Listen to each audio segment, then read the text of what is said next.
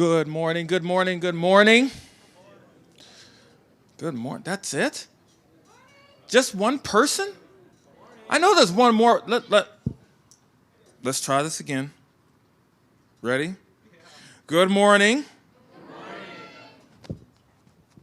You know, if I was a celebrity, somebody, and I came up here, right? You get all the yelling and the screaming, right? But instead, I come up here, hey, good morning. Hi, good morning. So we're gonna do this again, okay? We're gonna try this again, okay? Y'all know me by now. Good morning. That's better. I suppose we'll take that.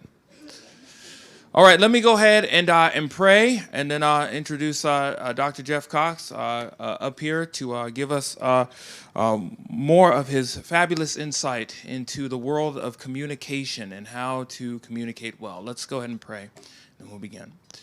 Lord, thank you so much for this morning. Thank you, Lord, for, again, your word. Thank you, Lord, for the wisdom that you've given us in it and how we can use it, Lord, to relate well and to glorify you with the interactions that we have with others.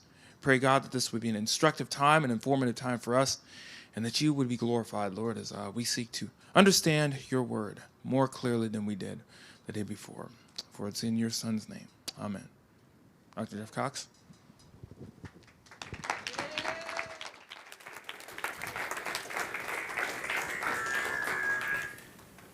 So, I'll do a real quick review and get into this topic today, but this one is the most important one. So, I've already given away yesterday's not as important. Tomorrow's not as important as this one.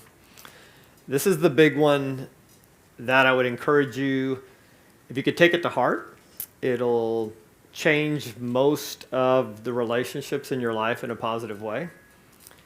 It will improve you in your future relationships that are romantic. It'll improve your professional relationships. If you're not already a parent, it'll improve your perspective as a parent. It'll improve your friendships, okay? But it's one of the most difficult ones, okay? One of the most difficult ones. So, just by way of review, we all have a predisposition to think we're right. We all do. As hard as it was for you to raise your hand yesterday, you think that no matter what, and it's true. It's true. The Bible says it's true. It's true because we know it's true, okay? Why should you care? If you don't figure out how to do this well, you won't really succeed in anything in your life. You'll struggle in all areas. And I changed it. I was going to do something called helping skills, but I kind of changed this around and just focused on one of them, which is number 3, Wednesday, perspective taking. And then tomorrow we'll agree and disagree. But how to disagree with people well. And this takes a lot of work and it takes a lot of effort. Now I just was at Abundant Life, the church I'm at, and I'm bringing in a training for our staff. And it is basically those of you who are missions focused here theologically. It's going to be your basic different worldviews and how that works. But it's interesting. So the lady who works for me is half Chinese. Dad's Chinese. And she married a guy who's just your straight former Mormon, related to Brigham Young, white, Utah. And it was interesting. We were just going through worldviews, and all of a sudden, and if you've not heard of this before, you'll eventually learn it in any sort of missions worldview class, you'll get this. But how people see the world differently. And so she came from a worldview that would be considered a shame-honor worldview. Okay. And through her dad, Chinese, an Asian viewpoint. And then her husband, who would be your stereotypical Western worldview, just very much guilt, innocence, what's provable, what's right. And all of a sudden when she learned that, a ton of things that were happening in their marriage, their happily marriage, all of a sudden made sense. Things he would say, things she would say. And what is all of that about? She could see things from his point of view. And then possibly he would see things from her point of view. So when you go through this, and this will be a quick review, can you learn the skill to take the perspective of another person? Because it is a skill. And it takes a lot of work. Because naturally I see my perspective, but I don't see somebody else's necessarily. I went through at the beginning emotional intelligence, and the reason I always emphasize this, you cannot learn these skills unless you have emotional intelligence. And the illustration I always give is you go to most church retreats on marriage, and they go right to the interaction between a husband and a wife and what it means to love and submit and honor. And those are all great principles, but anytime you find those in the Bible, they're contained in a bigger body of literature where the author has built up to that. Meaning, Paul doesn't just start off the letter and say, husbands do this, wives do this in both Ephesians and Colossians. He's built this argument of how you need to think, how you need to view your life, and things like that. So the reason I give you this, you won't be able to just run out and learn these skills if you don't develop yourself as a healthy person. I'm not going to review that a lot more. But when it comes to perspective, and a lot of you might have seen this, this is a very common illustration. If you've seen it before, you can just kind of focus on it again. But the question I would just ask quickly, who sees an older woman? Raise your hand.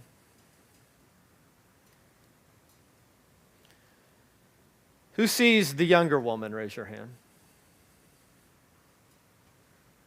Who sees both? Some.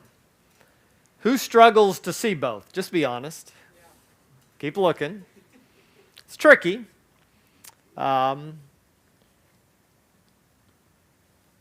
If you're seeing the older woman, what's prominent is a nose. To switch it to the younger woman, imagine a profile and it's a chin. Keep looking. You all look at the same thing. It's the same picture. These are all intended to do this. We look at the same thing, yet we see something what? Different. And this is always fun because I can see it already. Okay. And then you can switch back and forth. All looking at the same thing and seeing it different. Perspective taking. When you're disagreeing, it's 6, it's 9. Now, these will be the controversial things I'll say, and I do know my audience as I say them. These are the cliche things, I call them Christianese speak, that people throw out that don't help at all. Well, it's not really about my perspective or your perspective. We need to see it from God's perspective. And, when I hear that, because I'm mature, I'm going to nod at you and affirm that and go, But what do you think's happening on the inside of me when I hear someone say that? I am throwing up. I am vomiting. I am becoming judgmental. Because that is something we throw out there. Usually what I hear is, I'm right. Because, of course, I have whose perspective? God's. Now, I use this just to make you think. I went through the 3 stages of how I saw this last year play out. Act 1 was COVID, and at the church, it's a large church I work at. It's a big staff. Our staff's about 60 on any given weekend pre-COVID, 5,000 to 6,000. Okay, campuses all over. And I watched even something like COVID, all the disagreement among believers. I mean, and you can watch it on social media now. It's just like unfiltered. There it is. Christian reality TV show, social media. And then who gets in on it is like any pastor with a following in the United States writes their blog on it. So you get to see what everyone thinks. And then everyone gets to either like or hate the blogs. I mean, it's just the unity of the brethren on display for the world.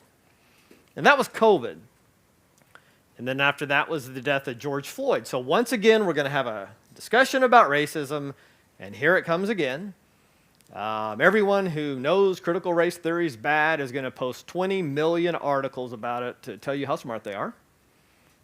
And then everyone who thinks the church is too conservative is going to lambaste that, and everyone thinks the church is getting too liberal is going to lambaste that, so you watch that.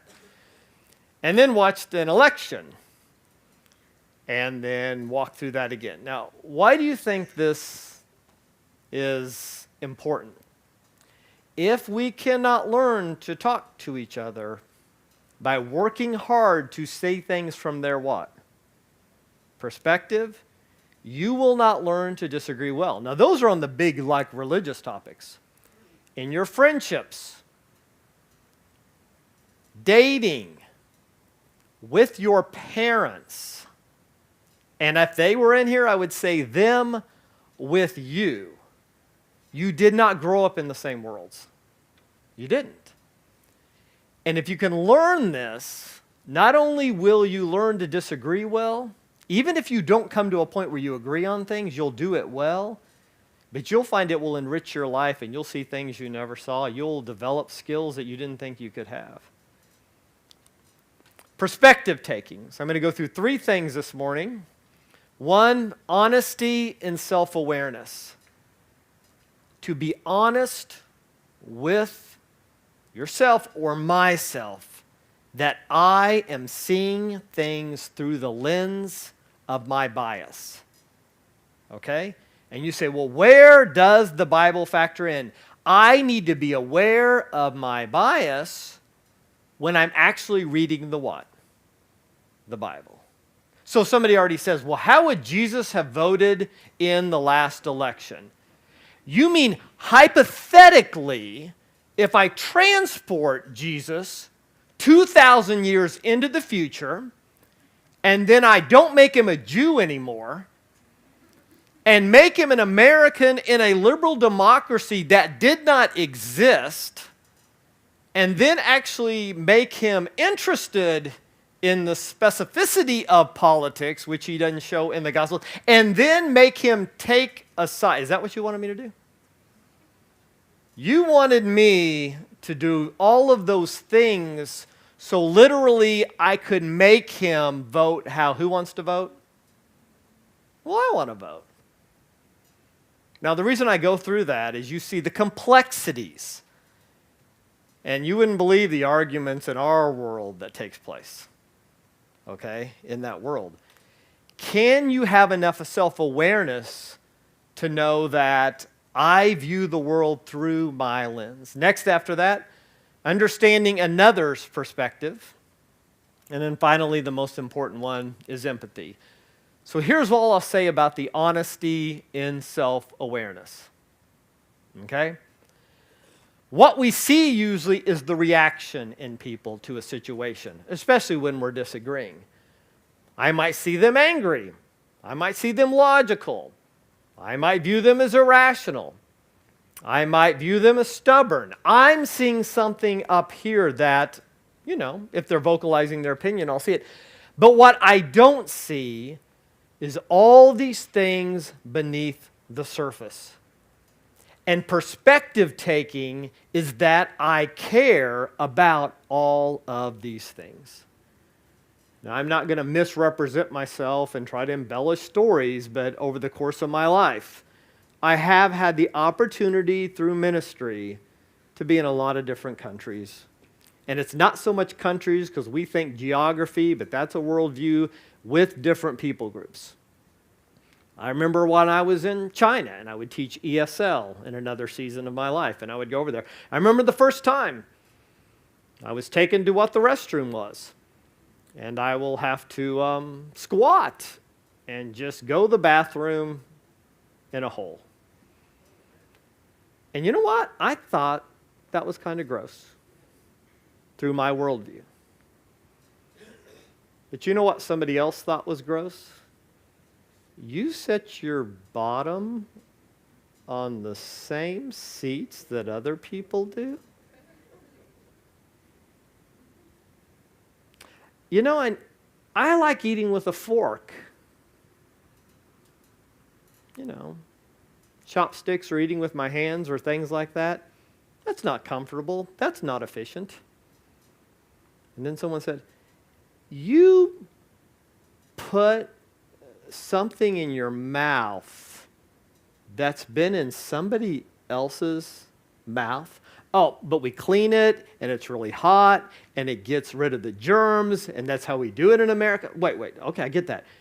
You go into a restaurant, and you take a fork that's been in somebody else's mouth, and you put that in your own what? Mouth. Now, which is better? Here's my argument. My argument's this. Depending on the world you grew up in, you see things what? Differently. Fighting for this is self-awareness for you to realize, I have been influenced by all of these things. The circumstances, my beliefs, my past experiences, my cultural values, my customs, my traditions. If you cannot learn and then evaluate yourself based on all of those things, you won't understand how you've come to the conclusions you've come to. This is one of the most enriching things that you can do. Now, our senior pastor, Phil Hopper at Abundant Life, dealt with the issue of racism the other day. And you know what? There's no way you preach on this without some people hating you. No matter what you say.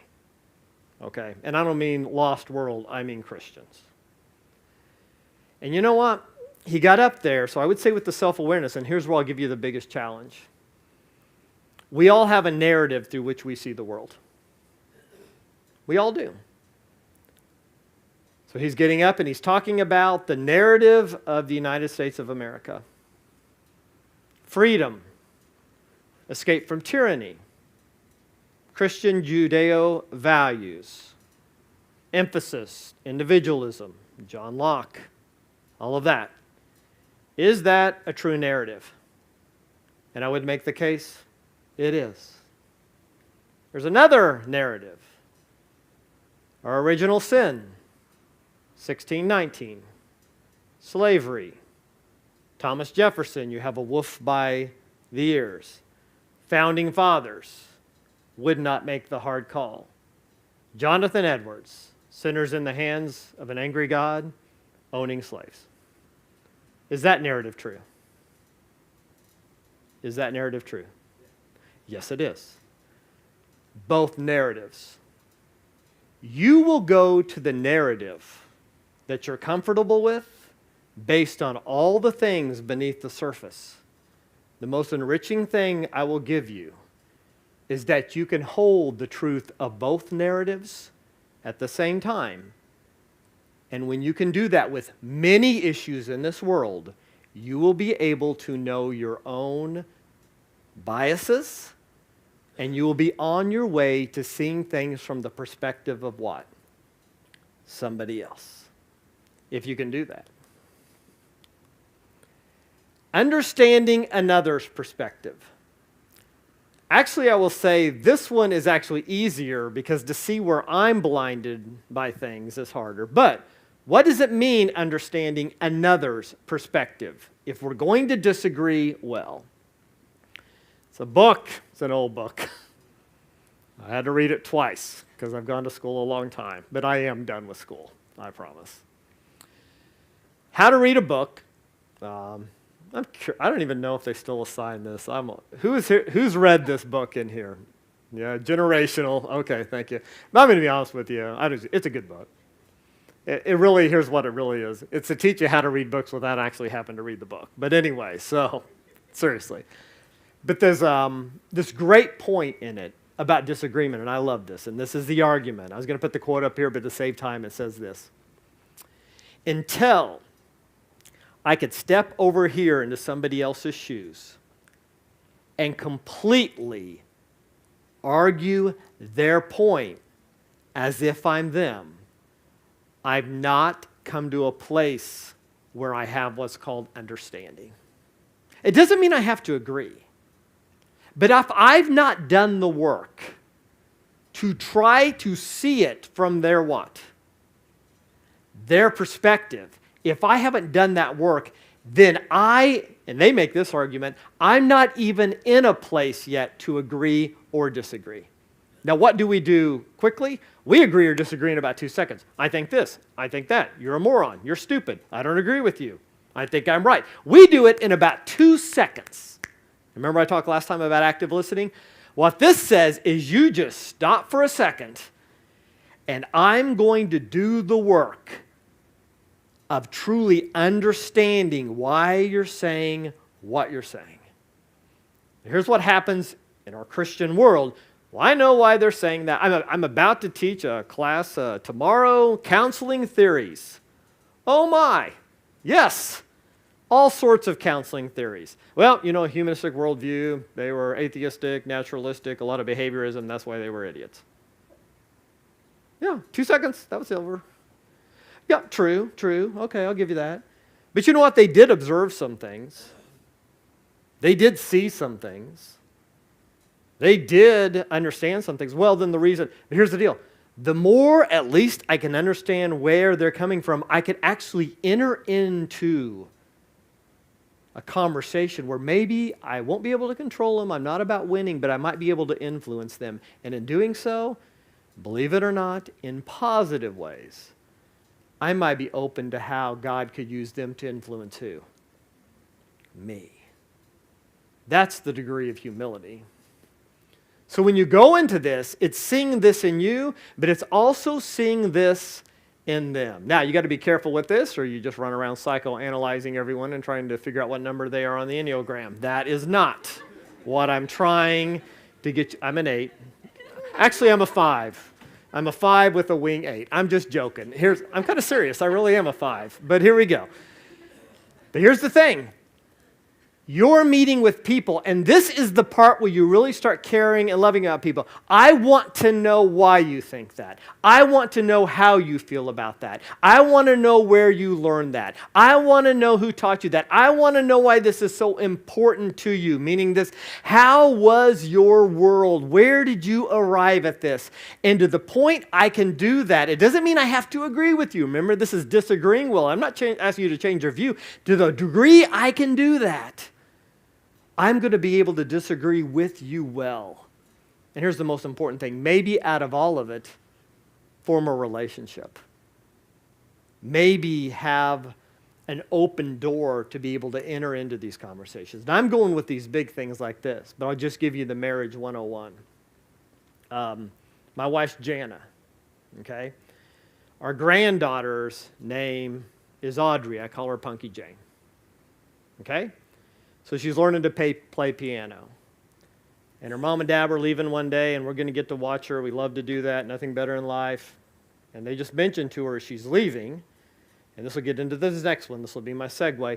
Hey, why don't you, play a song or do a piece from your piano for, Grandpa, and they called my wife, they call her OJ. Don't ask why, but that's her nickname as a grandma. And they leave. And I'm watching her. And all of a sudden, I see something rising up in her. It's anxiousness. She hates to perform in front of people, at least at this stage of life. She didn't like it. There's a social media world that takes pictures of everyone and puts it up. I'll be curious from a psychological aspect how the youngest generation is going to like the fact that their entire life is recorded for everyone to see. We'll see how that works out. But she doesn't like it. She doesn't like her picture taken all the time. She doesn't like to go to a birthday party and all the adults are picture, picture, picture, picture. She doesn't like it. Now, I'm sitting there, but I really would like her to play this piano piece from, me and Grandma and us to enjoy this with her. But I have a choice there. Here's what most people try to do. Most people try to talk her into it. Most people try to encourage her. It'll be okay. We really want to do this. You'll do great. All of this. And you know how effective that is? Somewhat. But you know what else I can do? I can try to take her what? Perspective. How's she viewing this? And that leads to the last one of all. It's empathy. And I finally just sat down with her and I'm talking to her, and I'll talk about this one in detail. And I finally go, you know, I call her Punky Jane. Punky, I remember when I was in 5th grade and I played saxophone, and we used to have something called festival. And you had to memorize a piece and play it in front of people. And she's just looking up at me. I said, you know what? I remember being so nervous and so scared that my fingers were actually trembling. I actually played the piece and it turned out okay, but I can't even remember doing that. It was like I was so scared. Yeah, I remember that. That's really hard. Zip. No coaxing, no trying to get her to do it, no, come on. You know, probably within about 30 minutes, she went over to the piano and she started to play, and she asked me to come help. You see, that's simple. You know, that's a lot of what we do in counseling. Well, where is this theologically? We have not a high priest who cannot be touched with the feelings of our infirmities. Empathy.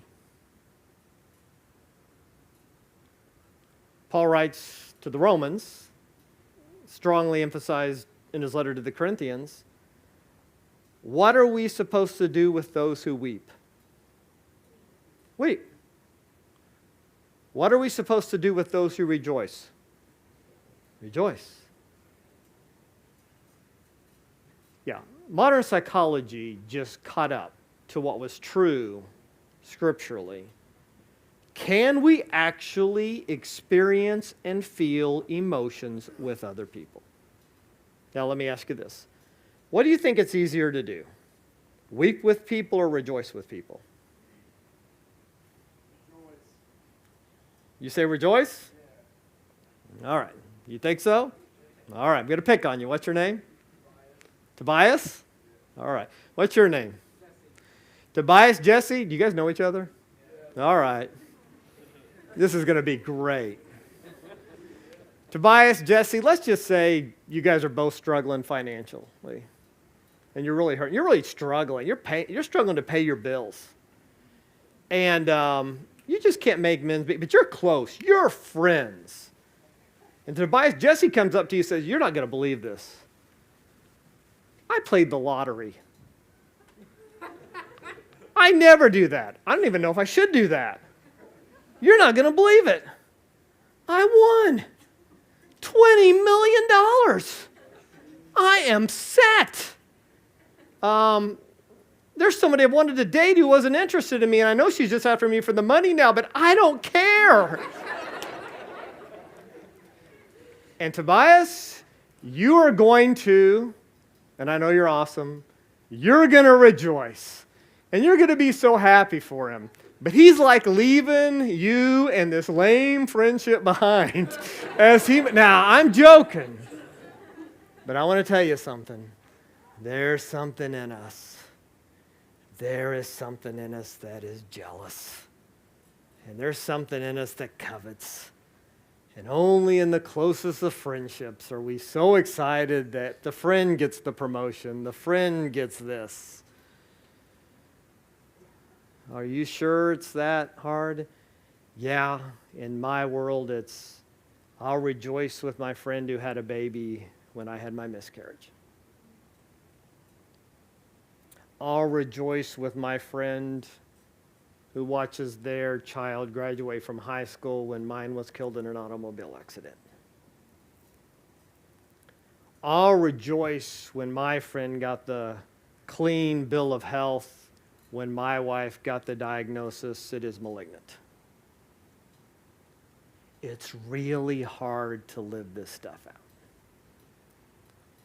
But if we can do it, not only will you learn to disagree well and take the perspective, I believe you will be the best person you can be. What is empathy? It fuels connection. If you know Brene Brown, social researcher, some of this I give credit. Has been impacted by some stuff she has written. But it mainly says this, to feel with people. You know what I was doing when I talked to my granddaughter, Punky Jane? I'm actually going back to me in 5th grade, remembering how anxious I was. And I'm trying to sit with her and bring that back up so I can feel how anxious she is at 7 years old to play the piano in front of somebody. That's what I'm trying to do. You know what I'm fueling right there? A connection. A connection. And hey, I'm old. I'm in my 50s. She's 7. But can you pull it off? What is empathy? Feeling with people. Number 1, it's perspective taking. Number 2, it's staying out of judgment, that we don't judge people. Okay? We love to do that. We love to think we're right. We love to think our perspective is correct. We love to work through things in that way. Number 3, and this is the big one, feel with others. Connect with something in me that knows that feeling. Well, I really haven't been through exactly what they've been through. I get that. You don't have to exactly. But if they're going through a loss, you can go back to a time in your life when you went through a loss. If their expectations have not been met, you can go back to a time in your life when your expectations were not met.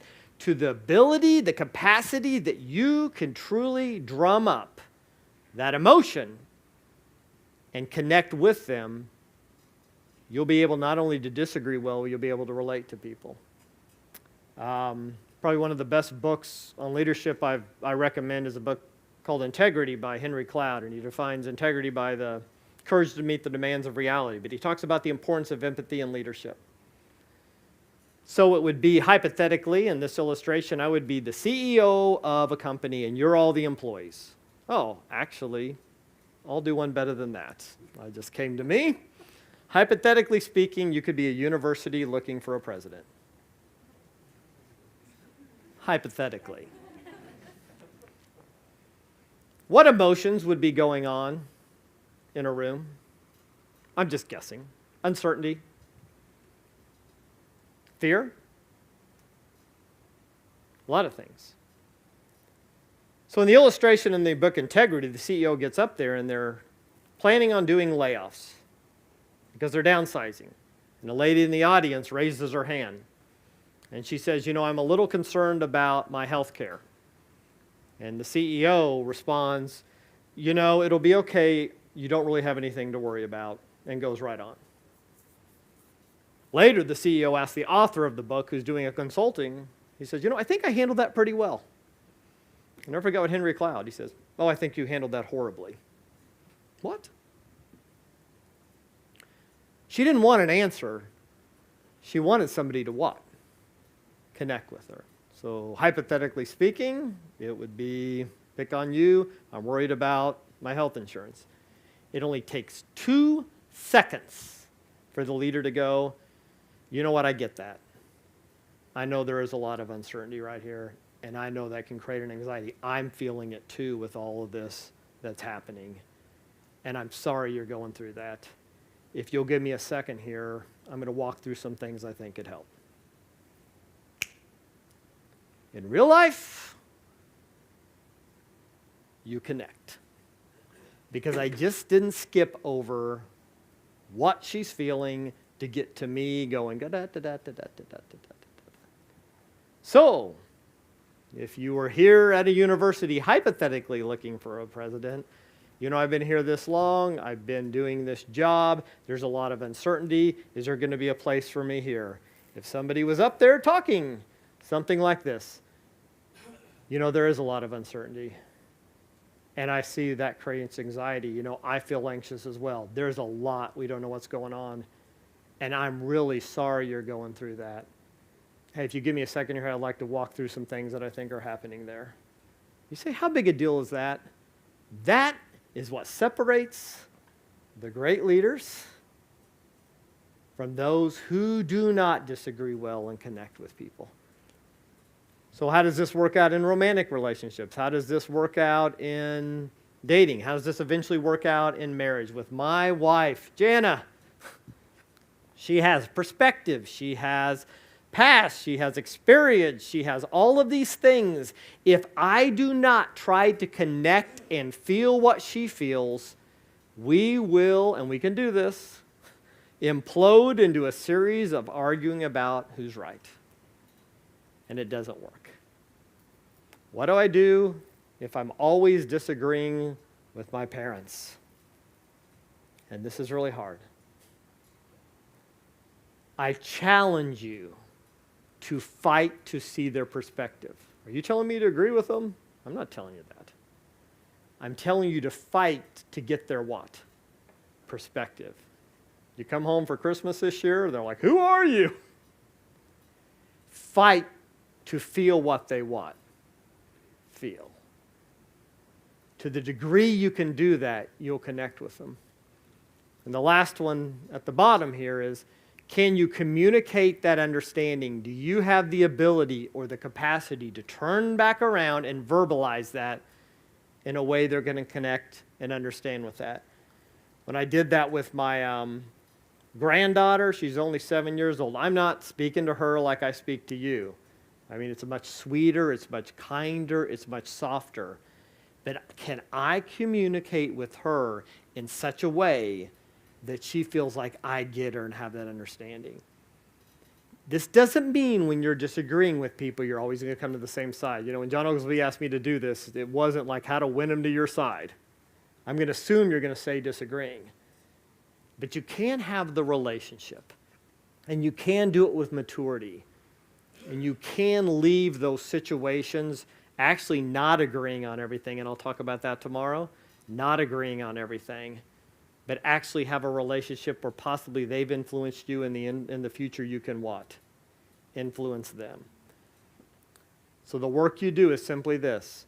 Can I be self-aware of why I see the world the way I do? Can I try to get their perspective on how they see the world? And can I have empathy, meaning can I feel with them, even in the discussions, the emotions of why they might be in the situation they are, which fuels connection.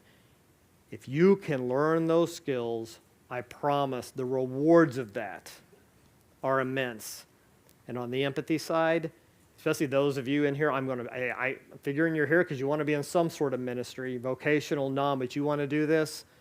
If you can feel with people and see things from their point of view, it will enrich the influence you can have on people for the kingdom of God. That's it, Luther.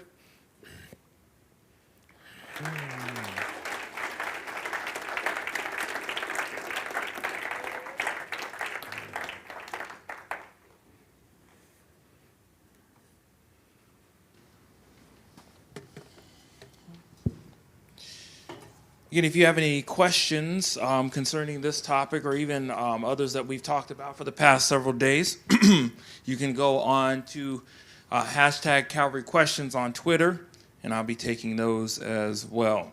One particular student had asked concerning rejoicing and things like that. They asked, how can we make it easier to rejoice with others when we are going through personal struggles, you had mentioned? Oh, that's a great question. First, I'll begin by this saying it's hard, especially if it's serious, something you're going through. The illustrations I gave you, I don't make those up. Those are things I deal with all the time. So you're fighting for perspective, and here's what I would say. So I'm going to do the very counselor-ish thing. You can only give what's in your tank. And so this does happen. A lot of times couples, especially in large churches, they have a network. So just give this as an illustration.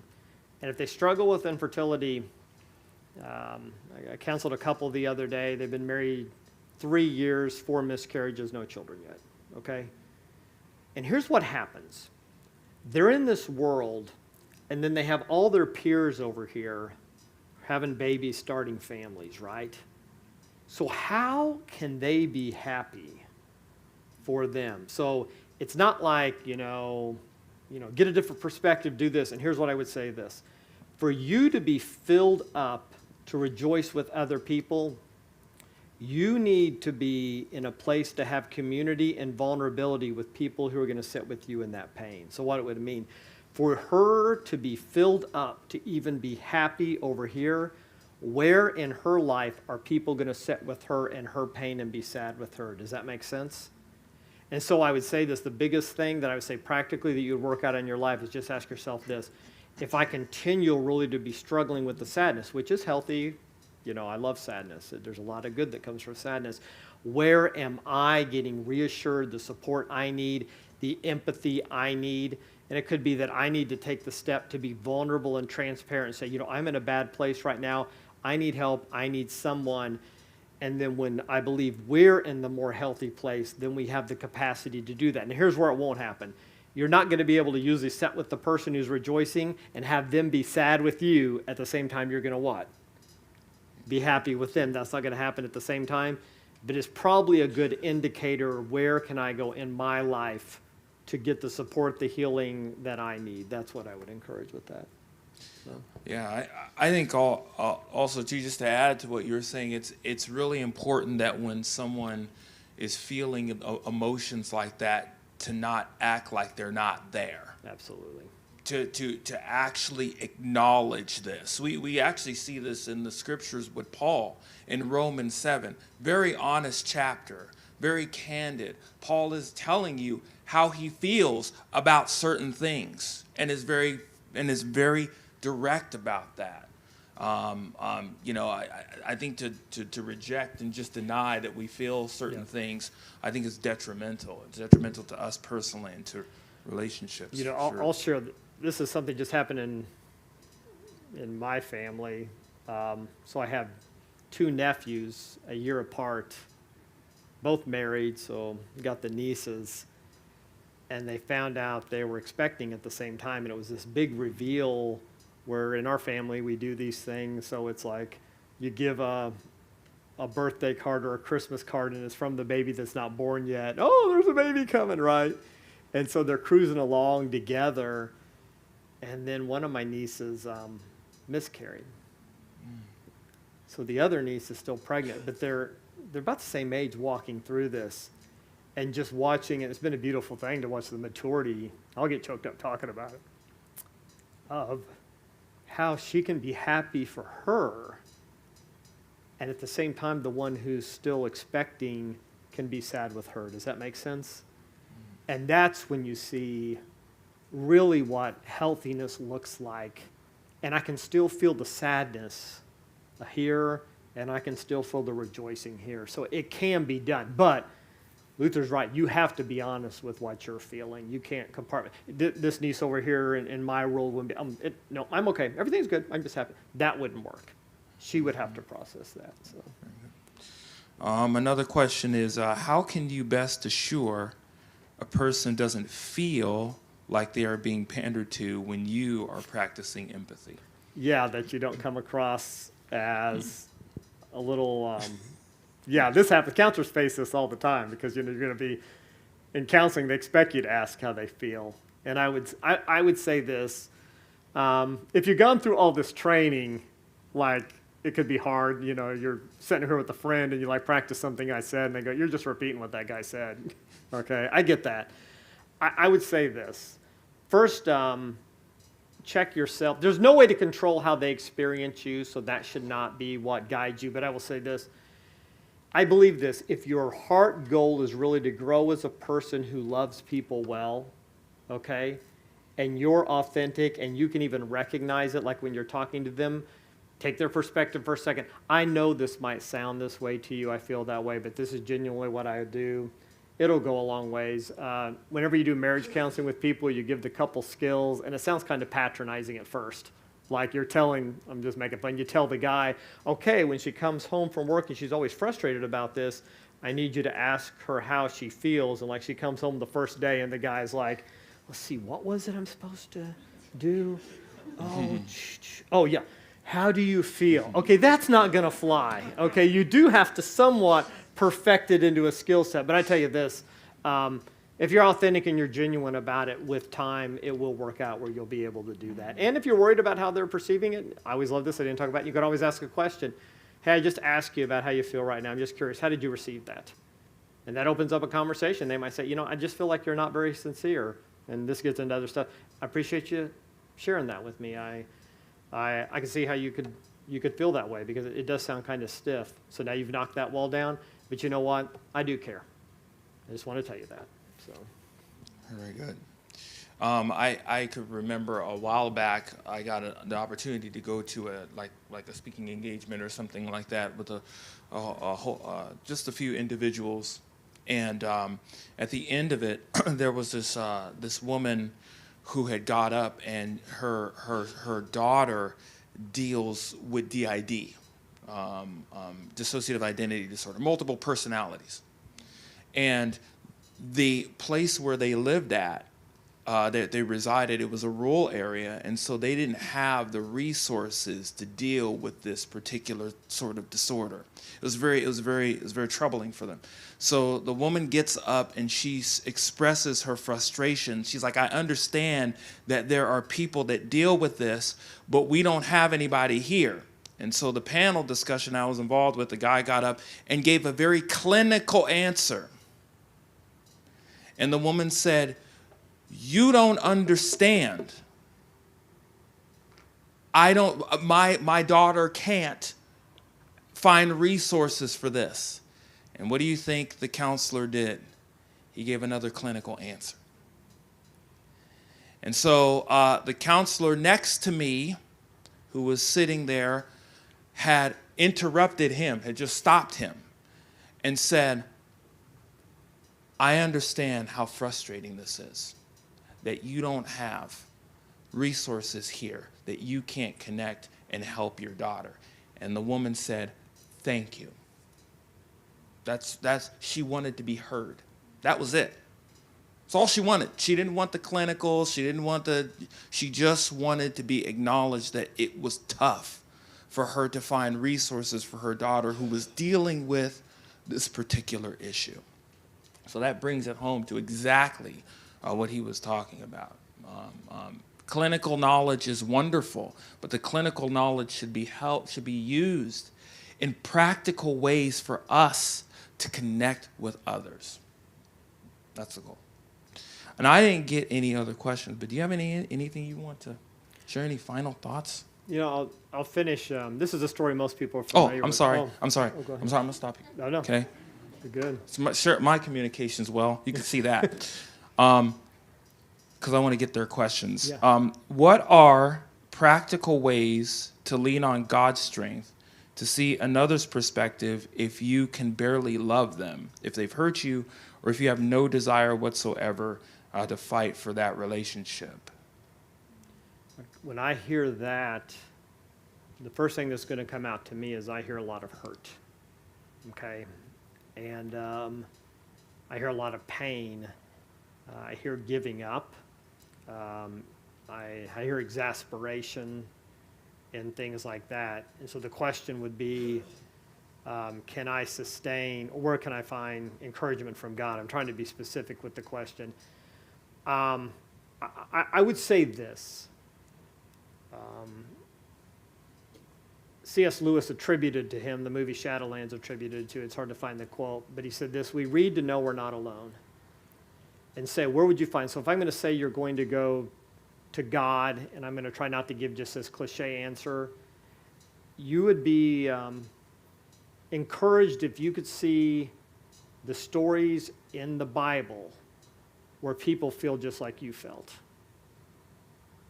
And you start reading Scripture through that view and realize you're not alone in this with the hurt.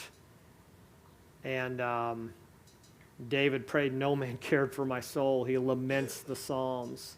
I learned a lot of this. I see Dr. Williamson in the back who actually taught me Hebrew here a long time ago. Yes. So you start reading it through the minds of that poetry and you realize that you're not alone in that pain. You're not alone in that hurt. I can't give you this is what you should go do, but I will tell you this. Until you can process that pain, till you can sit in that pain, you're not going to be able to do that. I'll give you one example. This is a cliche I always say, because I hear pain and hurt in that. Here's what I always say about pain. I'll leave you with this thought. I always personify it as a person. Pain is your unwanted friend. You can't get rid of him. I'll make him a he. But you want to. And pain's demanding. You can try to compartmentalize your life. You can go to compulsion. You can go to addiction. You can go to medication. You can do anything you want to try to get rid of pain. But pain is your friend that will not leave, and pain is demanding. And pain will outlast all of your medication, compartmentalization, denial, all of it. When you've done all of that, that's why people come to counseling, pain's still there. But pain demands two things. And pain will not let go. What does pain demand of me? Number one, pain demands to be felt. And number two, pain demands to be shared. You will have to feel him, and you will have to share him. After you do those two things, I feel pain teaches us things that nothing else teaches us. And you will be able to connect with people in a different way. Can I guarantee you'll connect with this person? No, I don't make guarantees. But if you'll feel it and you'll share it, you will be the kind of person who connects with people in a more healthy way. But the warning is this. I don't want to feel it. I don't want to share it. Pain is much more resilient than anything you'll throw at him. He'll outlast it all. You can try to get rid of him by looking at porn, vaping, addiction, compulsion, compartmentalization. He won't leave. He will demand to be felt, and he will demand to be shared, because that is what is best for you. So. Our par excellence example, Christ himself, right? Well, thank you. I have some other questions. I will email them to you, Sure. and then he will make sure that he gets back to you with those questions. We will go ahead and pray, and then pray for the food, and then you guys will be dismissed for lunch. All right, let's go ahead and pray, and then we'll end this. Lord, thank you so much for your word, not just the knowledge that it gives us. It does give us knowledge and wisdom, but the knowledge and wisdom applied, Lord, to connect with others, to share life with others, to encourage others, to strengthen others, even to correct others, Lord, in a way that is proper, that respects the person. Lord, these are the things that you've given to us, to see within your scriptures the reality of the human experience here on this side of Christ's return, and the insight in how to deal with these things, so that we may, even in a fallen world, live a healthy life, glorifying you and acknowledging that this all comes from you.